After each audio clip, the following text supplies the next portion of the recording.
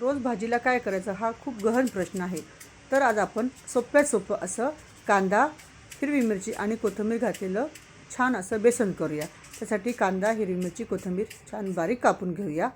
बेसन पिठामध्ये पाणी घालून त्याचा छान घोळ बनवून ठेवूया.